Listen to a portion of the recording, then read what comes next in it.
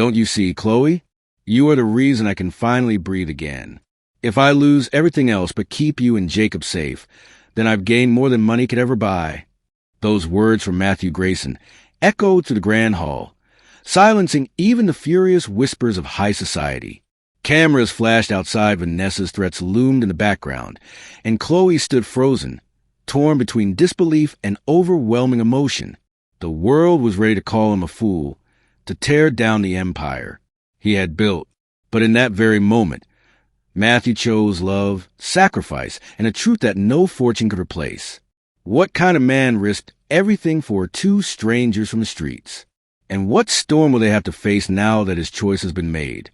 Stay with me, because what happens next will shake your heart and leave you breathless. Under the cold streetlight of Detroit, Chloe Collins tightened her grip on her little brother Jacob's hand, her heart pounding as if it might burst through her chest. They hadn't eaten a proper meal in 2 days. The stale piece of bread she carried in her jacket pocket wasn't enough for a boy's age, but it was all she could offer. Jacob only ate was trembling from the chill, his eyes big and tired, yet still filled with trust that pierced Chloe's soul.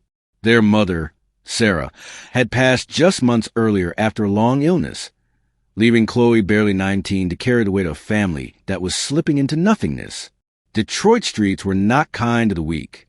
Every corner reminded Chloe of what they had lost. Every shadow whispered danger. She had thought about running away many times, but she could never leave Jacob. He was all she had left of their mother, all she had promised to protect. Tonight, as the freezing wind cut through their thin coats, Chloe prayed silently that anything might change. Her prayer was answered in the most unexpected way. Across the street, sleek headlights sliced through the darkness as a black limousine rolled to a stop. The contrast between their world and whatever world existed inside, that car felt almost surreal. Chloe tried to pull Jacob behind her, shielding him as if the car itself were a predator. The back door opened slowly and a man stepped out, tall, sharply dressed, exuding power with every movement. He was not from their world. That much was obvious. His name was Matthew Grayson, a San Francisco billionaire who had built an empire from the ground up. To Chloe, though, he was just another stranger whose wealth placed him galaxies away from her reality. But then Jacob stumbled forward, coughing, his small frame buckling. Instinctively, Matthew reached out to steady him. For a brief moment, their eyes met Matthew's cool, commanding gaze and Chloe's desperate, defiant stare. "What are you doing out here this late?" Matthew asked, his voice even, but carrying a weight of authority. Chloe hesitated. Pride and fear clashed within her. Admitting their situation felt like giving away the last shred of dignity she held. But when she looked at Jacob's pale face, the truth forced itself out. We don't have anywhere else to go." Matthew studied them in silence, his jaw tightening. He had seen poverty before, read about it in reports, signed checks to charities he barely remembered. But something about Chloe's trembling voice and Jacob's fragile body pulled at a part of him he thought had long hardened. For reasons he couldn't explain, he gestured toward the car. "Get in, both of you." Chloe froze. Every instinct screamed not to trust him, yet the thought of shelter, of food, of warmth for Jacob, it broke her hesitation. She guided her brother inside. The plush leather seats, the scent of expensive cologne, the quiet hum of wealth pressed around them like a different planet. Jacob's eyes widened, a flicker of wonder breaking through his exhaustion.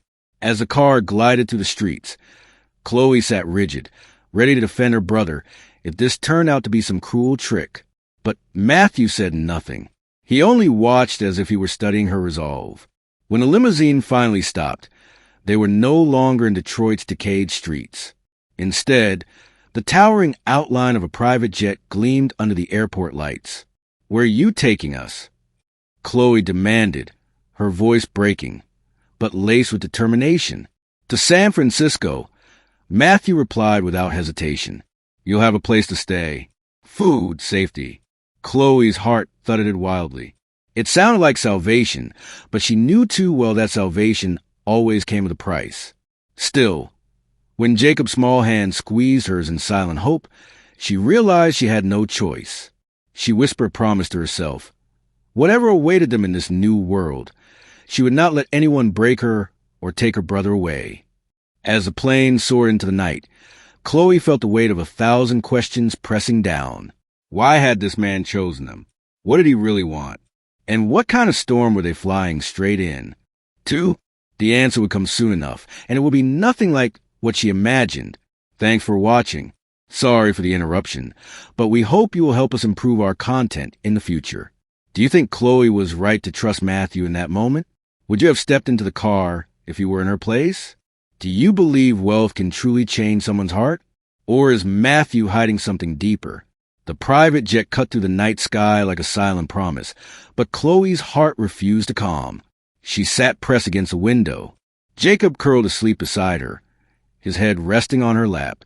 His breathing was shallow yet peaceful, the kind of peace Chloe hadn't seen on his face in months.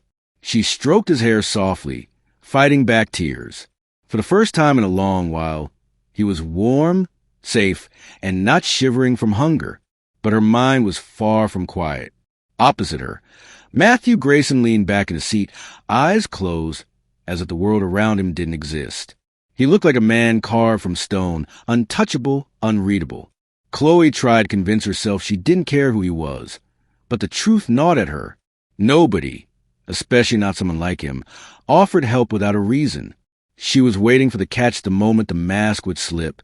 Hours later, when the jet landed in San Francisco, Chloe carried Jacob down the steps with her guard up. The air was softer here, laced with ocean salt, but she barely noticed. A black SUV was already waiting.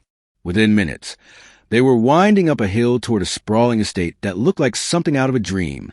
White pillars, manicured lawns, and windows that reflected the city lights below. Everything screamed wealth and power. As Chloe stepped inside, her shoes sank into carpets, more expensive than anything she had ever touched. Chandeliers glittered above them, throwing golden light across the room. Jacob clung to her, wide-eyed and silent. Matthew's voice cut through the awe. "This is your home now." Chloe spun toward him. "No, this is your home. We're just guests, temporary." Matthew's jaw tightened, but he didn't argue. Instead, he summoned a housekeeper named Mrs. Whitmore, an older woman with kind eyes who led Chloe and Jacob to a guest wing larger than their entire apartment back in Detroit. The beds were soft. The sheets smelled like lavender, and food awaited them on a polished oak table. Chloe hesitated, staring at it as though it might vanish if she dared to touch it. Jacob didn't hesitate. He devoured the bread and soup in front of him, tears spilling down his cheeks as he ate. Chloe finally gave in and took a bite, and in that moment, exhaustion overcame her. For the first time in weeks, she fell asleep without fear, but peace was short-lived. The next morning, Chloe wandered into the garden, trying to make sense of her new reality. Matthew was already there standing by the fountain, his suit immaculate, even in the morning sun. She wanted to thank him, but suspicion burned on her tongue. "Why us?" she finally asked. "Why stop that night? Why bring us here?" He turned slowly, his eyes locking onto hers. For a brief moment, she thought she saw something vulnerable in him, something that looked a lot like regret, but it vanished as quickly as it came. "Maybe I saw something in you," he said flatly. "Maybe I just didn't want another child freezing on the streets. Does it matter? It matters to me." Chloe shot back her voice, trembling with more than anger, because nothing in this world is free. Matthew didn't answer. He simply walked away, leaving Chloe with questions that gnawed at her insides. Over the next few days, life at the Grayson estate unfolded like a strange dream. Jacob laughed again, his cheeks fuller with every meal, his energy slowly returning. He followed Mrs. Whitmore around the house, asking innocent questions, charming everyone with his curiosity. Watching him blossom should have been enough.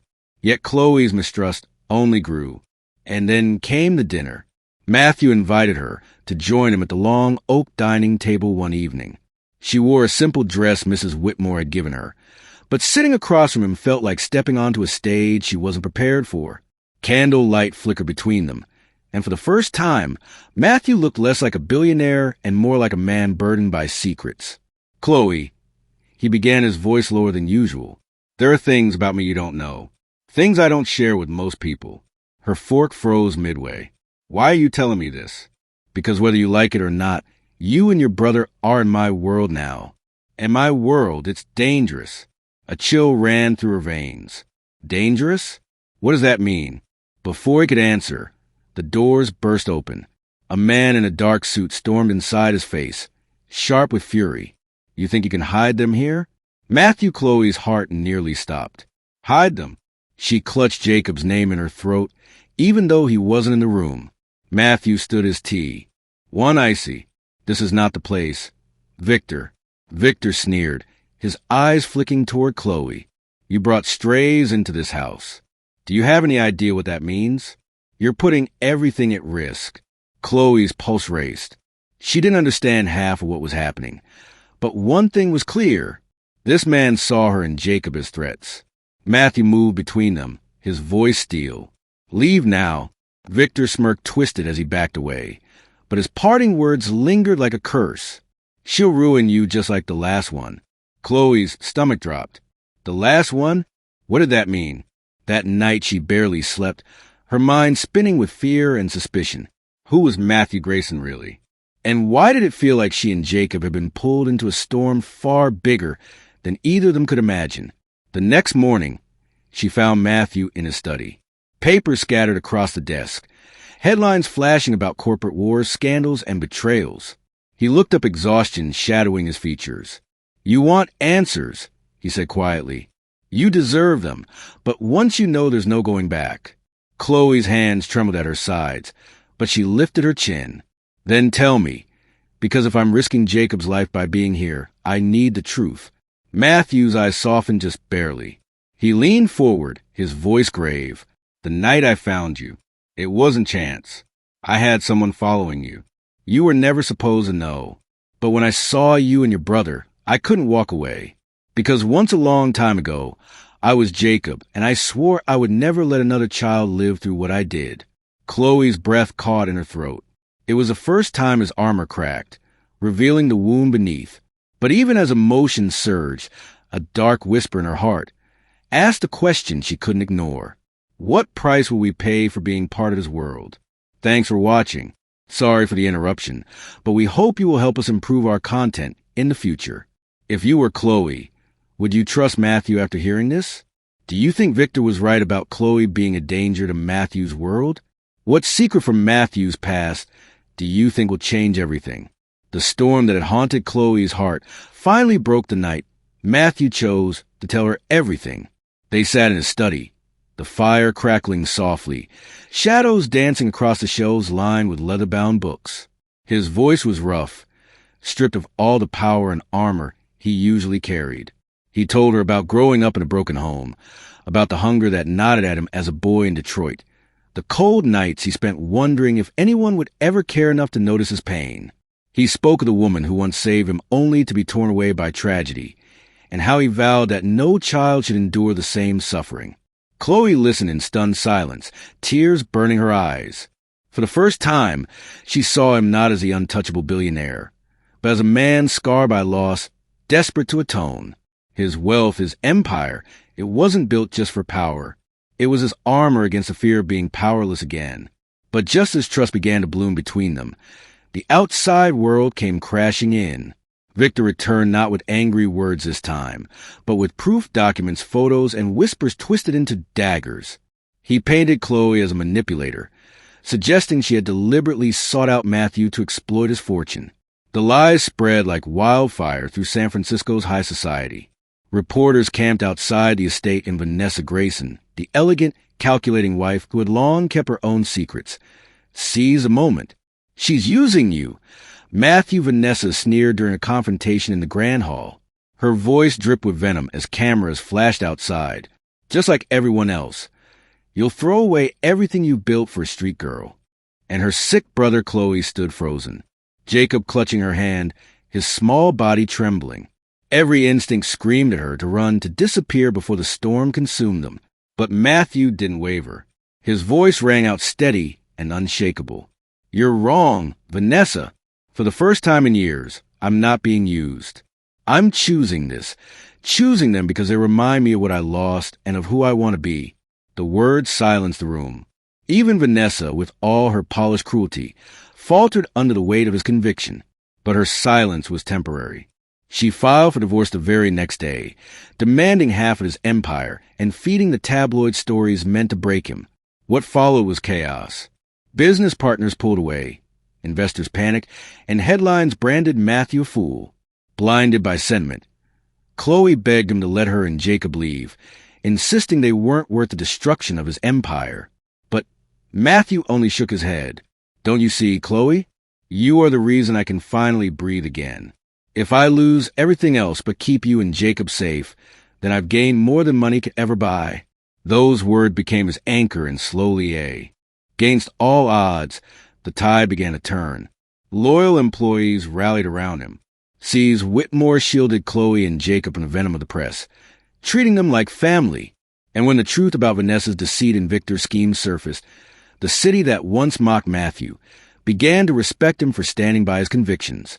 Through it all, Chloe's heart softened. She saw the lengths he would go to protect Jacob, the way he listened to the boy's dreams, and the gentle patience he offered during nights when Jacob's illness returned with cruel force. The billionaire who once seemed carved from stone revealed himself to be flesh and blood, capable of love, sacrifice, and tenderness.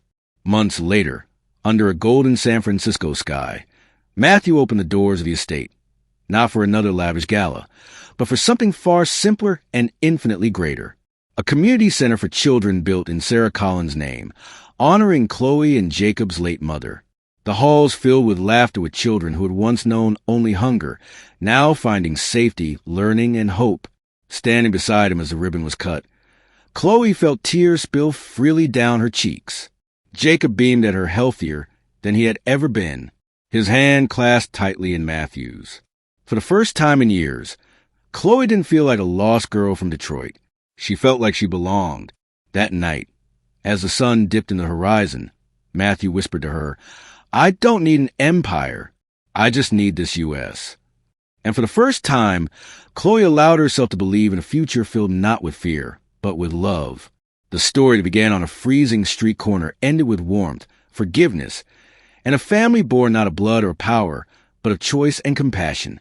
Thanks for watching. Sorry for the interruption, but we hope you will help us improve our content in the future. Now, I want to ask you, my friends, how did this story make you feel? Did it touch your heart the way it touched mine? If you think this ending was worth the journey, comment the number 100 down below. Tell me where in the world you are watching from. And if you believe in second chances, share this video so others can feel the power of love, redemption, and